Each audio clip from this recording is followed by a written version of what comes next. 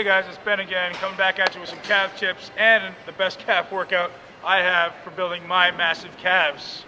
We're going to try to make Matt's calf as big as mine today. So first things first, you all know I'm a stickler for execution. If you're not doing it right, you're wasting your time. So calf training, everybody goes, BPAC, how do you get your calves? You know, are they genetically blessed? Of course they're genetically blessed at some level, but execution is first and foremost with everything we do. So before I teach you the workout, I'm going to teach you how to do it right. So first thing you guys need to know when you're thinking about calves, calves are an ankle extensor. They're plantar flexors. So when you look at my calves, they should be doing this. They should be pointing my toe. So if I was a ballerina, this is what I'm going to be doing. Everyone should be practicing to point their toe. Most people are doing something like more resembles this. So I don't want you guys rolling on the outside of your foot. I want you to point your toe. And if you guys all just do that at home, you can actually feel everything on the back of your legs should be nodding up. So the problem with most people here is they're getting more of a foot flexion exercise going out on the outside of their feet versus getting good plantar flexion of their entire ankle joint. So how do we do that? What do I think about when I'm training? I put my feet about shoulder width apart. Matt's can do this too. And he's actually thinking about consciously bringing his ankles together. So if I were to demonstrate for you guys, this is what it looked like normally standing. I actually do this. What that's going to do is going to force me onto the inside of my feet. So I'm actually trying to go up onto my big toe. So it's going to more resemble this, as opposed to what most people do is this. So you don't really want to go out on the outside of your feet. Varying ankle position or varying hip position is the difference is negligible with calf training. So I highly suggest just training in straight lines. The body works most efficiently in straight lines. Matt, let's get on there and demonstrate a set before we get into the workout. So Matt's going to pick a weight that's really, really light, real easy. One tip that I've actually given Matt was he had a hard time figuring out how to pull his ankles and knees together. Put something between your knees, put a ball between your knees or a pad, or even your water bottle between your ankles. So Matt's going to stretch all the way down. At the bottom, he's actually trying to contract his tibialis, coming all the way up. Now that you can see him move, there you go. Stretch all the way down. Notice his tempo is controlled. I don't want to dictate a tempo for calf training. It's control.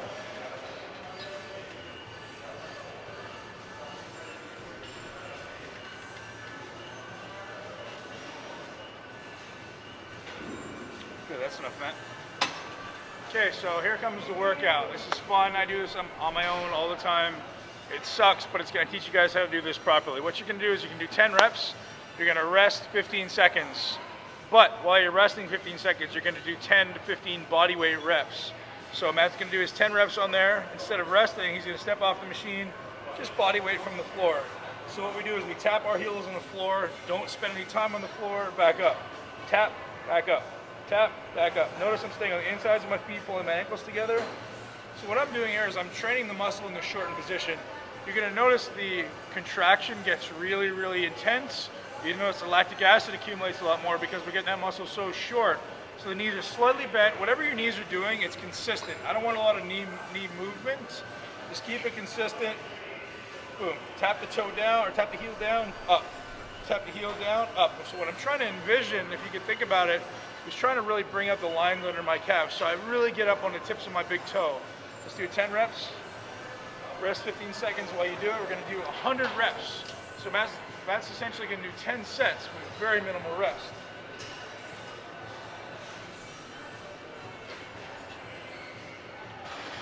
The thing we notice with calves is we need to really minimize the rest. Come to the bottom, back up. Good, up on that big toe, man. Pull those ankles together. That's 3, big stretch. I need you to get up even higher, Matt. I really want you guys to focus on getting up as high as you possibly can. Really the tip of your toe like a ballerina. I call Matt a ballerina while we're training together too, so he likes it.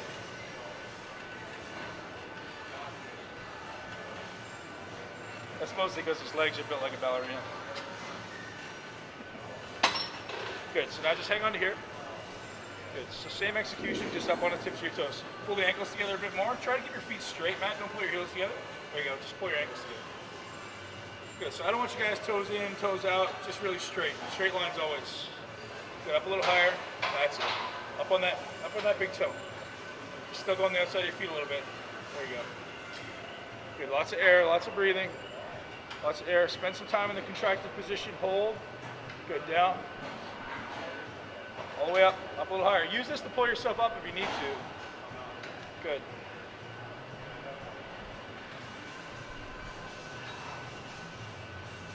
Okay, we're gonna jump right back in.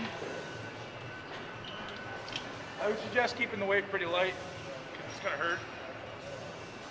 But what you're doing is, from my experience, by doing that body weight contraction and getting up really, really high, you're actually going to train your brain and train your nervous system to allow that contraction to happen a little more naturally.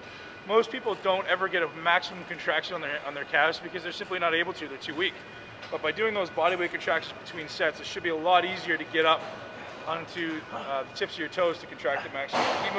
Keep moving. Even if the reps are short, keep moving. Initiate with 10. Good. Down. 10 reps.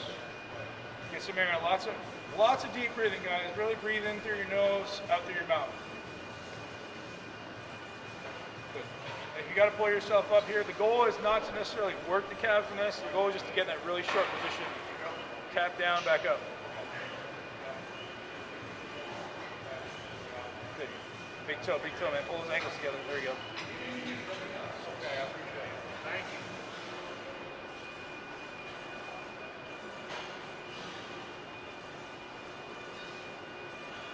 Need to progressively decrease the weight as you get back in there, you do that. Okay, that's enough. Let's get back in. 10 reps.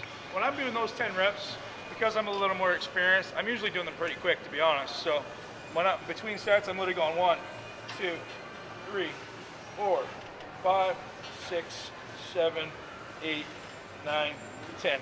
Back in. You'll notice as you get stronger, it's a lot easier to do those body weight reps. All the way down, all the way up, man. Bigger stretch. 2. All the way down. Engage the calf. Good. Body weight. Let's bounce on these ones. Just get that really high. I don't need you to contract. I don't need you to initiate and squeeze the calf. I just need you to contract at the top. So you can use as much of your hands as you need to. Pull it up if you have to. Pull it up if you have to. Show off those calves, man. Matt wants to be a bodybuilder. They build some big ass calves. All right, so what we're really going for here, guys, is get up on those toes, Matt. Good. So we're really trying to bring out that underside. Notice he's not even all the way up now. Get up a little bit higher, Matt. That's what we're looking for right there. You see those pop things really pop out. Really trying to get. That's what we need right there. So he's really trying to get up on the tips of your toes. Most people sell them so short and don't go all the way up, and that's really what makes a difference if you really want to bring up the gastrocnemius.